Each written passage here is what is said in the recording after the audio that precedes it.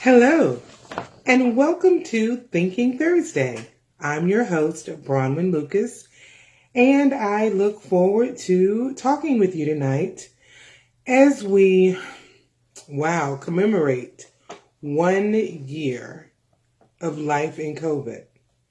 On March 11th, 2020, 1 year ago today, the World Health Organization declared COVID-19 a global pandemic. It's the first time this designation had been used since declaring H1N1 influenza a pandemic in 2009. And here we are a year later. And what a year it's been. So, we always start off with some breathing. And I think, it's such a topic, we really have to do that. So for those of you, it's your first time here, let me explain.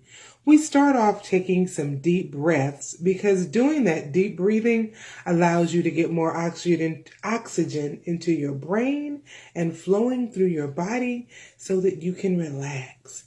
So if you've had a stressful day and you need that woosah moment, we're taking you into that woosah moment.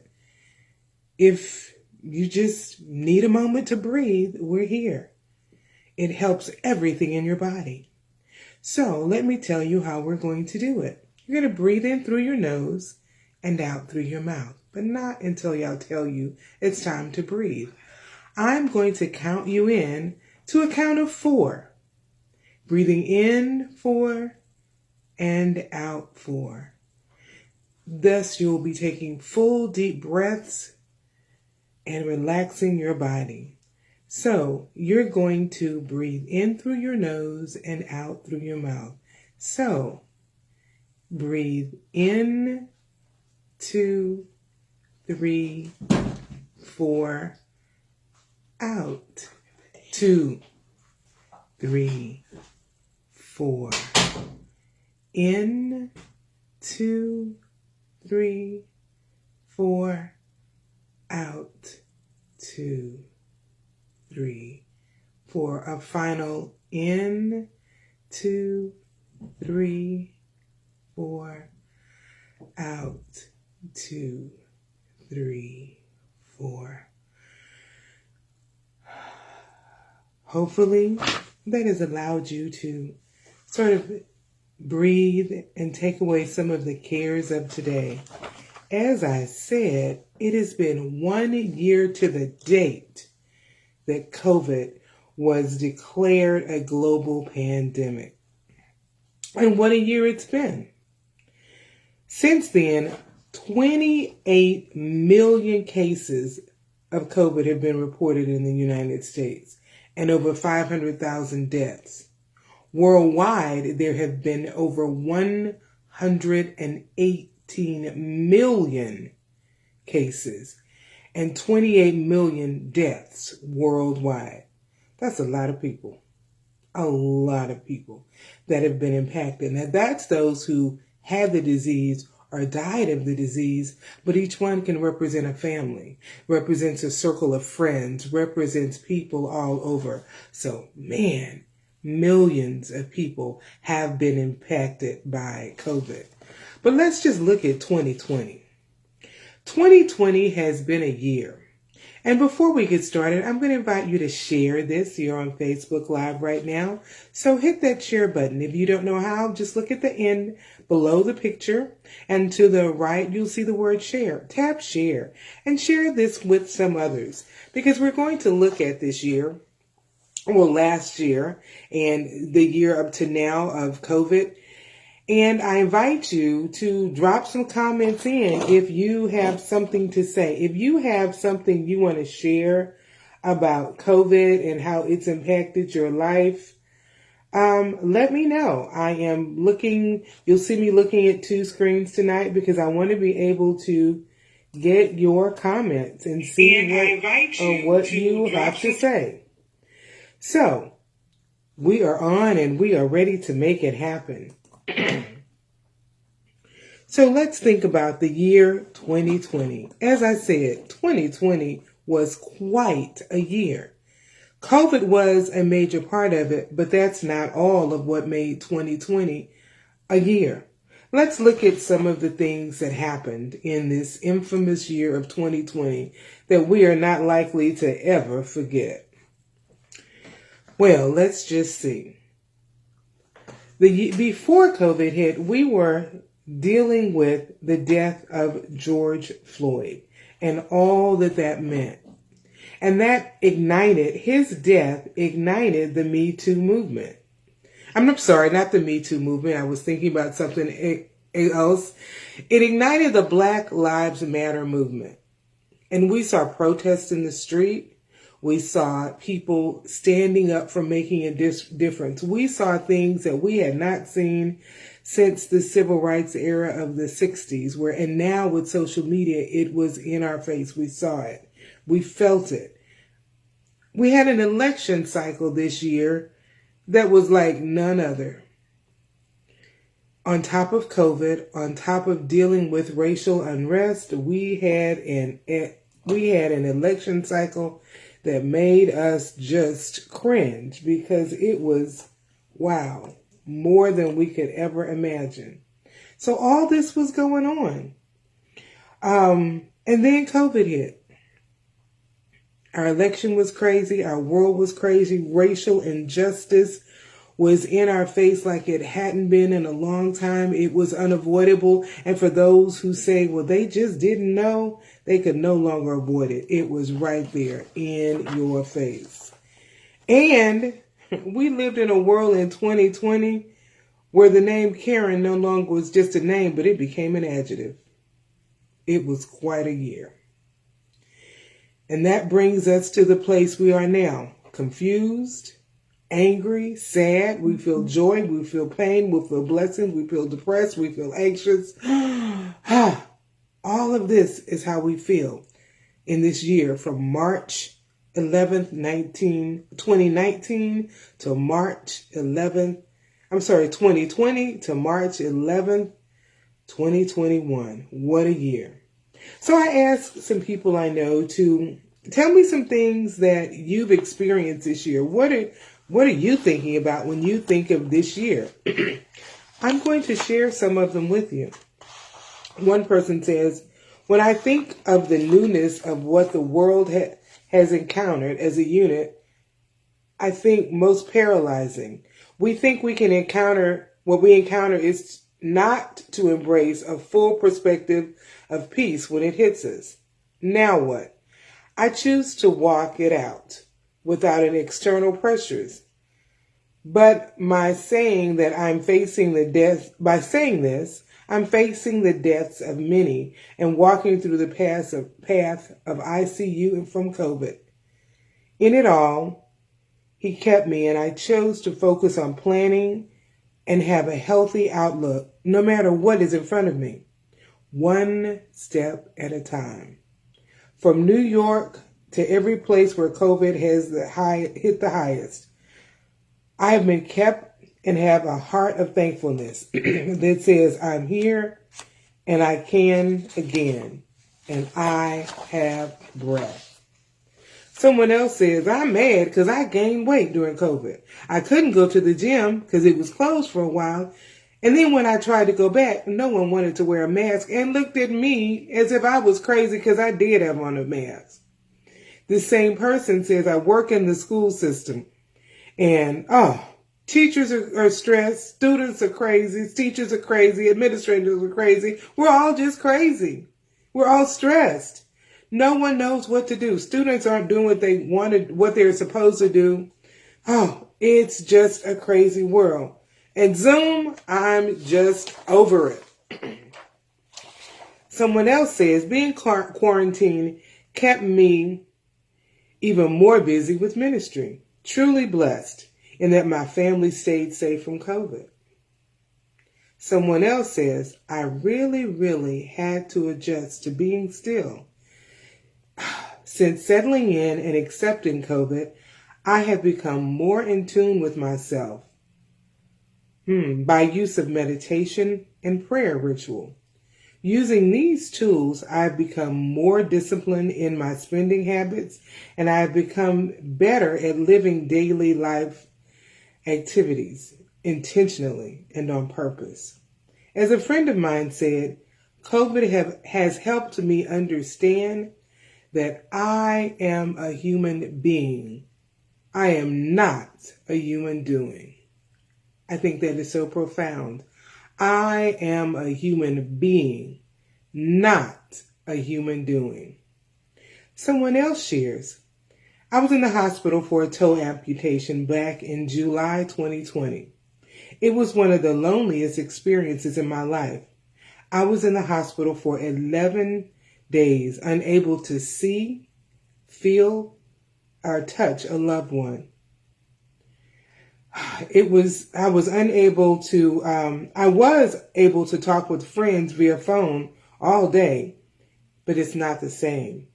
I was going through a very difficult time, not having my husband Craig, my sister Bronwyn, my golden girls Deborah and Pam, and my cousin Deborah, who would drive across Texas to check on everyone in the family, and even my nephew Jamal be there for me. This was a direct result of the evil one I call Rona. I even had to move in the hospital to a different ward because where I was transformed into a COVID ward due to the growing number of patients. It was an experience I do not wish on anyone. I have an upcoming surgery in 2 weeks, and at least due to the lessening of restrictions, I can have my husband with me, hoping, praying that this too shall pass. Although it was a lonely experience, I want to thank the heroes and sheroes of the hospital staff who were there for me and who made the experience palatable. But for them, I would not have made it. I seriously cried and almost had a meltdown one day, not for myself, but for all those who had to die alone. Please get a vaccine. My husband and I are totally backed up, and I still wear a mask. Someone else shares, I have no patience for anything. I find myself wanting to go off on people and curse them out. And I don't even really curse. At first, I was afraid, but I learned more, and I'm less afraid, and I'm able to live. Someone else shares that they recently moved to Texas right in the time where COVID was hitting. And they had children, and their children couldn't go to school. They couldn't get in school. They were trying to settle in. They had technology issues. They weren't working, and all they could think of was, because this was not the time to get a job. So all they could think was, how am I going to get a job? How am I going to feed my family? What is going on? But by the grace of God, this person is now working. Things are settling in. But she says having a child with ADHD, having to manage life in COVID is not easy. He is still having difficulty. Some others shared, my anxiety is off the top. I've always had anxiety and I thought I could manage it, but I can't anymore. Someone else, I still don't want to go out. I don't think it's safe. But I'm tired of being inside.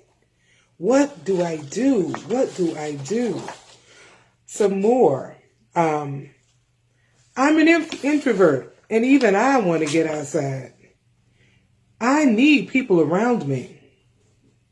This was a very profound statement. I just want to be touched. It's been a year since I've had a hug, and I miss it. I crave it. I live alone, and I live alone because I want to. I like to unwind and de-stress after a day of dealing with people, but I don't want a day where there are no people. I'm working from home, so now I do feel alone. I never felt alone before COVID. As you see, these responses to the last year, since March 11th, 2020, are very diverse. We see people feeling anxious. We see people who've gone through hospital situations where you're alone. During that time, people were afraid to go to the hospital, and some almost died and some needlessly died because they were so afraid of COVID. that they wouldn't go to the hospital. Because if you go to the hospital, you're going to get COVID, you're going to die. So I might as well die at home. These are real things that people I personally know said and felt. They were real.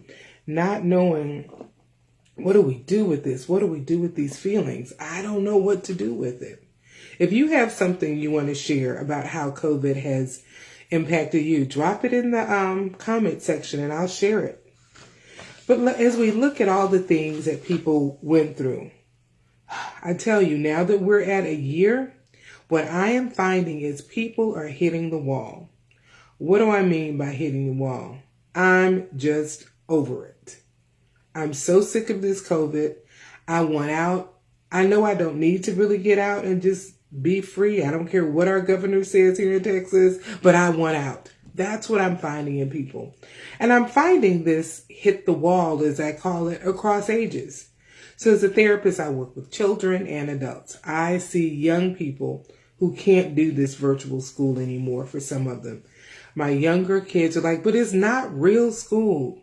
I'm not even calling it school because that's not what school is.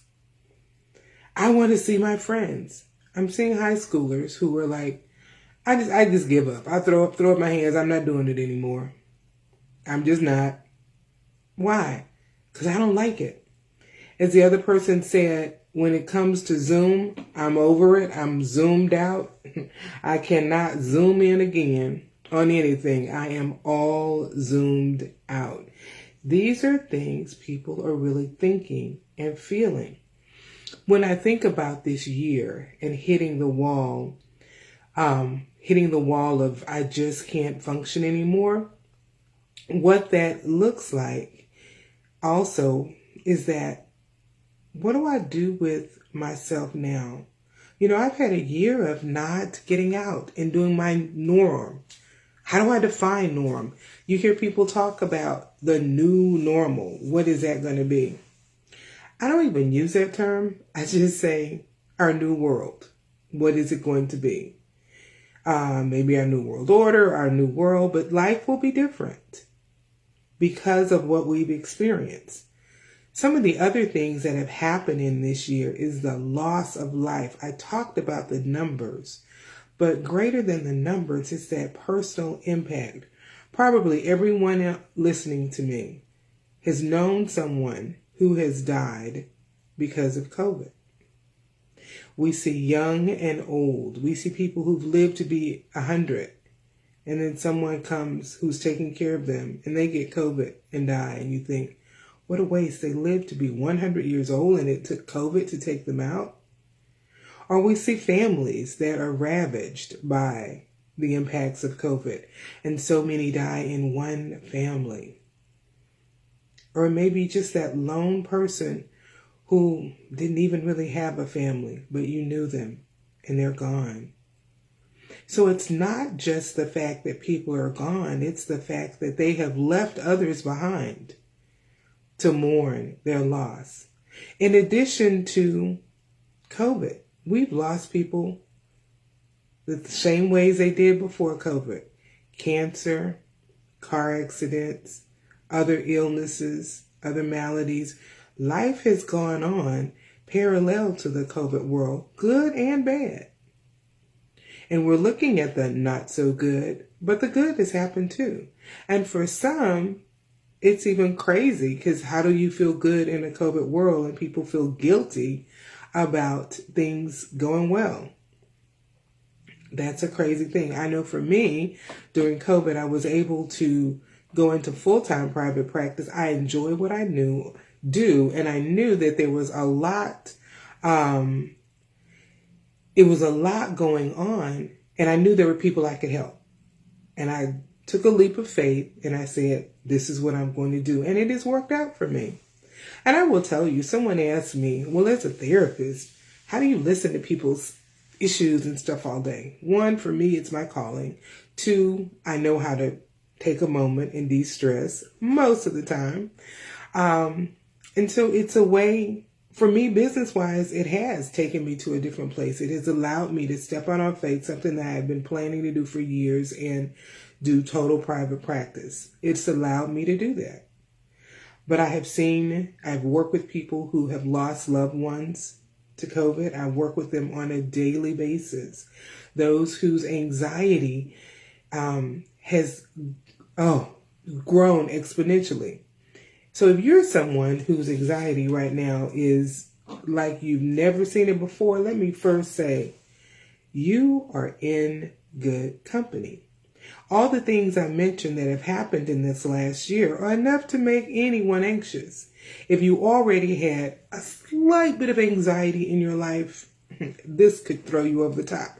If you had no anxiety in your life, this year could throw you over the top. If you were slightly depressed, this could throw you over the top. If you have been working at home, here's one of the things I want to remind you. You were used to being out. You got out. You could take a break and talk to coworkers. You could see them face to face. You could pat someone on the back. They could pat you on the back. You could high five. You could fist bump. You could be in physical proximity of another person and touch them. You could have skin to skin contact. You could shake a hand. So many things you could do to touch, to be in contact. You could look at someone and see their face and read what they're saying, because we say so much, not just with our words, but with our face, with our body language. You had all of that. On Zoom, you don't get that, or any platform you may be on. Even if you see the face, it's just a little different. You're not getting the full body language, or they could put up their avatar, their picture, their name, and you see nothing. There are people who have taken new jobs and worked with coworkers for a year and never have met them in person. You know them, you may know their voice, but you don't know them in person. So we've lost a lot of that contact, and that's been hard. So we have to think of ways to get that back. So I have a list of some things that we've learned that I want to talk about. What are some things that we can say we have gained, we have learned individually and as a society collectively? And if you have some things you've learned, drop it in the chat. Share this. There may be some others who want to look at this in a different way. So I pointed out a lot of the downtrodden and negative things that we can see and feel and think in this last year. But, I like to always add it to the positive. So let's look at this. What are some things that we could learn? One thing, and we had someone comment on this earlier, basically, being forced to slow down isn't always a bad thing. Earlier, someone commented that they have learned to meditate more. They have, how did they say it? They have learned to develop their own prayer and meditation ritual. And it has helped them. They've become more disciplined in their spending habits because it's cost a lot of people financially. And so they've had to become more purposeful in spending. So that's a good thing. And this is the same person that said, I'm a human being, not a human doing. So when we're forced to slow down, we're forced to see that, oh, okay, I did need to. So for some, we needed that slow down moment. We did learn that social interactions matter. And hopefully when we go back to whatever we go back to, we will value our social interactions differently. We won't take people for granted. We all have taken somebody for granted. And we've all been taken for granted and don't like it. So now, maybe we can learn that I need to look at people differently. I need to cherish others more than I have. I need to give more than I have. And I don't mean just financially. I need to give of me. I need to share with others in a way that I never have before. Something else we've learned is that economic inequality is pervasive. Man, we have to look at how our economics and how our system, our whole world order in the country is the economic inequalities. The poor are getting poorer and the rich are getting richer. And wow, we saw it magnified during this time. And we see how fragile people's income is. We see people who have never been in food lines before. We see food lines that stretch for miles with people trying to get assistance, all because of life in this COVID world. Michelle says, I've gotten a greater desire to help people hope again, first in God, but I also rely on people to help make up their void, whatever it may be. And that is something else that so many people during this time have lost that sense of hope. They feel hopeless and helpless. And even though some can say, I see that, people are getting vaccinated, I'm feeling better. Some people have lost that hopelessness in their life in general. And it's hard for them to move forward. We have someone else says, I learned how to love from afar, to laugh at each other through Zoom, and whatever you're wearing, I can't read the last part of it, have fun, and how to party online. How to party hardy online. So these are some positive things where you do have to take it and say, what can I do? And so I can offer hope. I can just learn to laugh. One of the things we see that we are a society now that is technology driven. But I was just talking about the economic inequalities because we are a society who there is so much inequality in economics. When we look at how we're technology driven, it makes the difference in our economic status even greater, because depending on where you are, you may or may not have adequate access to the internet. You may not have adequate access to social platforms that you need. And, I've heard some say everybody has a phone. Not really. Believe it or not everybody has a smartphone and has access to even being able to watch this broadcast, or if you're hearing it later on a podcast or on YouTube. Not everyone has that.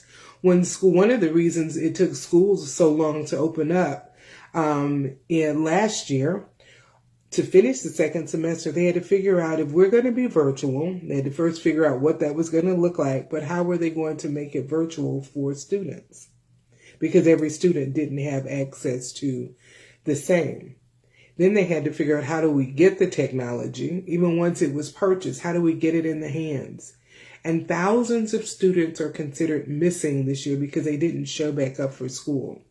Some didn't have the technology, some just many, many things. But when we look at technology and how important it is, and it is definitely never going to go away. I can't see technology disappearing from our world, not the world we know it.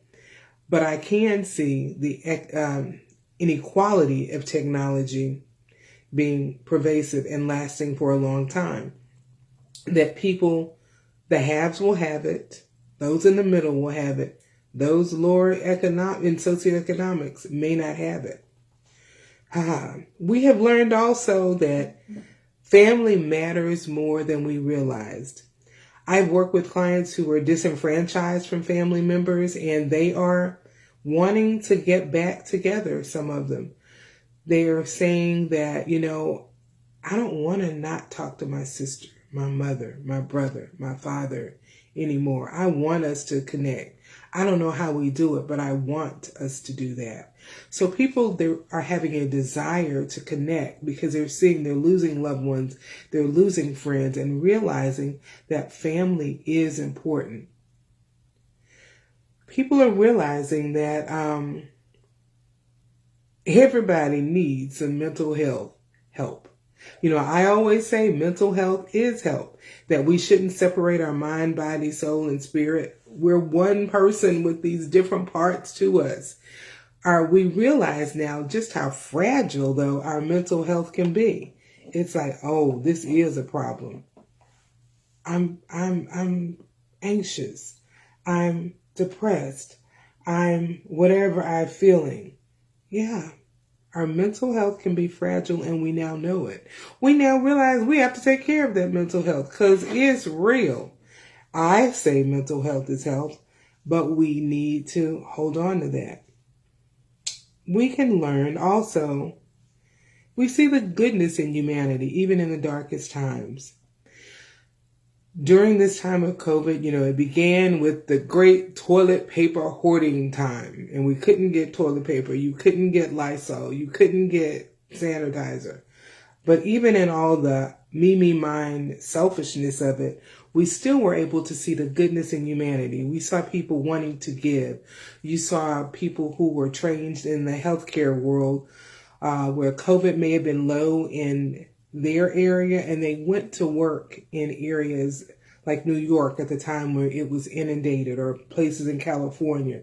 People moved to areas where they could really, really make a difference. You saw that there was good in people, that humanity, we do have a sense of heart, a sense of humanity. You saw that we could give, and it was okay. Just a few weeks ago here in Texas, when we had the storm and people were without power, and people are still without water here in Mississippi. People are still devastated by the impact of that storm, but we've seen people give. We've seen people want to share with them and take what they have and give to others.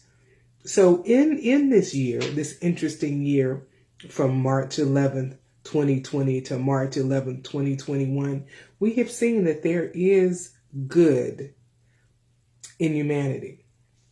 We have seen, though, also from a mental health perspective, we see that loneliness does hurt.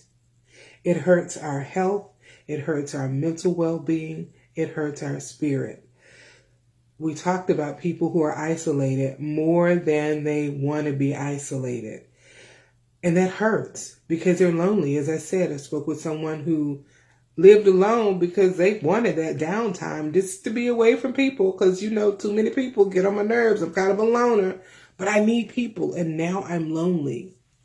So we see that loneliness, it physically hurts. This person says they ache. And you can think about it as when you're sad, you feel it in your body. We can feel that loneliness in our body. It's real. It is real. It is real. And for some of us, we've learned the importance of self-care. That,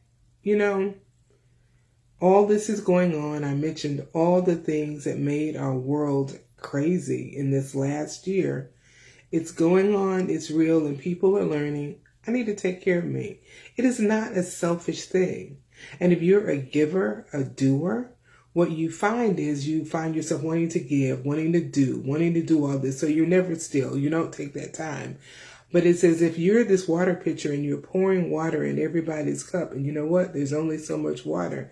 And that pitcher is empty. And when you've poured it all out, what do you have left for you? So one of the things about self-care is, if you're that giver, I need to take care of me.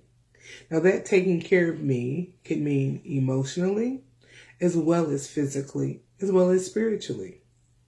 Take care of your own emotional well-being. It's important. Take the time to breathe, like we do at the beginning of each session. Take the time to just breathe, because it's important. Take time out.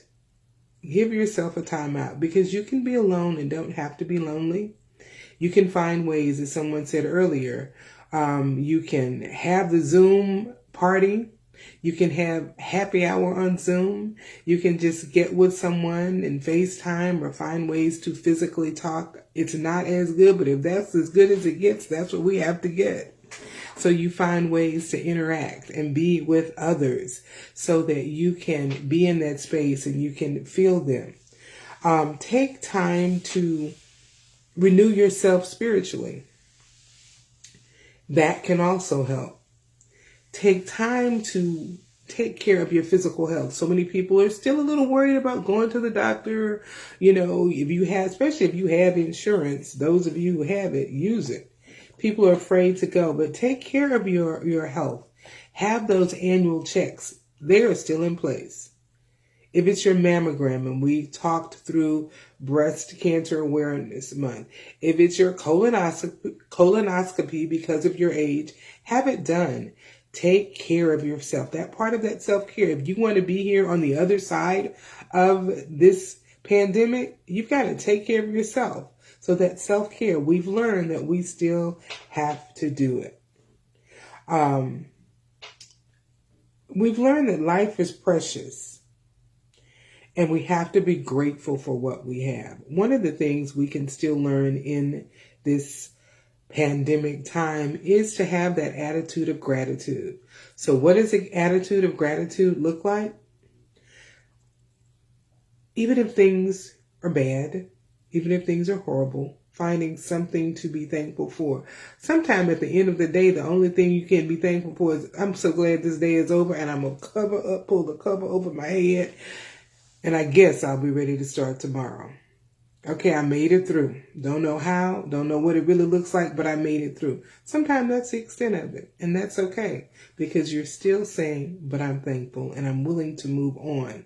I'm willing to move a little further. So find that attitude of gratitude where you're able to just say, okay, I got to do what it takes to just to move on. But when you allow yourself to be thankful and to have that attitude of gratitude, you will be better off. I heard this quote today, this question asked on our ABC affiliate here in Dallas, and this was a question. What advice would you give yourself a year ago, looking back? If you could step back and tell yourself, hey, beware of this, look out for this, or this is what you're going to learn, what could you tell yourself? Basically, it's saying, what have you learned in this year that maybe you wish you knew then? Or just what have you learned? If there are any other comments on what you have learned, drop it in. I'll share it. Some other things that we've learned in this year, as I said, it wasn't all about COVID. We have had to deal with the racial inequalities that those of us as Black people have known all our lives. And we're seeing others say, I never knew that happened. I'm just shocked. Well, we're not shocked, but we're having to deal with it. We're having to learn this new world where things are changing. We're seeing statues and monuments come down. We're seeing things happen that can change our lives. So we have to think, what is this going to look like? That's why I say our new normal will be more than just life without COVID. Our new normal will include the different ways we want to look at our society, the different ways we want to attack race in our society. These are all part of this new world order, whatever it's going to be. We have make yourself an ice cream sundae with whipped cream, nuts, chocolate syrup, strawberries, and everything. Just take care of yourself. And then, do something fun. When I talked about self-care, I said, listen to some comedy. YouTube, you can find comedians, you can find all of this stuff. There are different ways on Facebook. I know less about that, but I know there are ways you can find comedy groups. If you have certain radio platforms, you can hook onto a comedy channel and just listen to comedy. Why? Laugh. The Bible says a merry heart does the soul good. Be able to just laugh. Be able to laugh at yourself as well.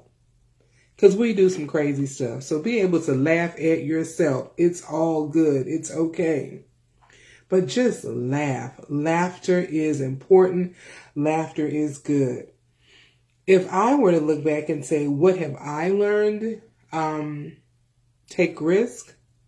Enjoy life. Don't be afraid. Being able to walk into the space for starting my own business was the risk. Don't be afraid. Don't be afraid of people. Don't be afraid to go out. Don't be afraid to try something new. Don't be afraid to stay in. Don't be afraid of what other people think. Just be you. Be you. The other thing I can say is to grow. Don't be afraid to grow spiritually. Don't be afraid of the silence when you want to just sit and meditate and be still. So many lessons we can learn. It's been a year. It's been quite a year. We can look at the numbers, but we can also look at ourselves and say, what have I learned? What have I gained? Will I be better off after this year? If you want to, you will. That is a choice. It's a choice to say, I'm going to do a little different. I'm going to take care of my mental health, my physical health, my spiritual health. I'm just going to make me better. I always like to end with a call to action, something to do. We're not just here to talk, we're here to change. So the first thing I say to you is be kind to yourself. This last year has been filled with phenomenal foolishness. If you're feeling stressed or anxious, remember, mental health is just health. Take care of that mental health. Seek out a professional. I say it all the time. And remember, breathe. Continue to be there for others and let others be there for you. Don't let pride get in the way and I'm good when you're not. Let someone reach out to you. Practice gratitude. Stay politically aware. What happens in your local politics, what happens in your state politics, what happens on the national level, all really impacts you. But be aware. Don't just be a registered voter. Be a registered, informed voter. Vote what you know. Know the facts. Be ready to not just vote, be politically involved. It's more than just going to the polls. Get others to the polls. But what are you doing on a daily basis in your community to help it out politically? And the last point, always, still I say, mask up because wearing is caring. Yes, here in Texas, we are not the mask up state, but wearing is caring. So wear that mask. Stay masked up. Get vaccinated. Do something good for yourself. Someone says they're going to watch Coming to America. I plan to watch it with some friends this weekend. Do something, just laugh. Be good to yourself. Be good to others. I am Bronwyn Lucas with Able Counseling and Consulting. If you're in need of someone to help you manage your mental health, I am a licensed professional counselor. Reach out. I'm here to help. You can message me on this platform or give me a call at 682-272-3949. If you have topics you'd like to have discussed on Thinking Thursday, drop it in the chat, DM me, or find a way to let me know. We're always willing to talk about ways to help others. So I say I'm reaching out to you and saying I'm here to help. But if I'm not the therapist for you, because no one therapist is for everybody, I can help you find that person. So as I like to close by always in saying, mental health is health. Take care of yourself. And see you next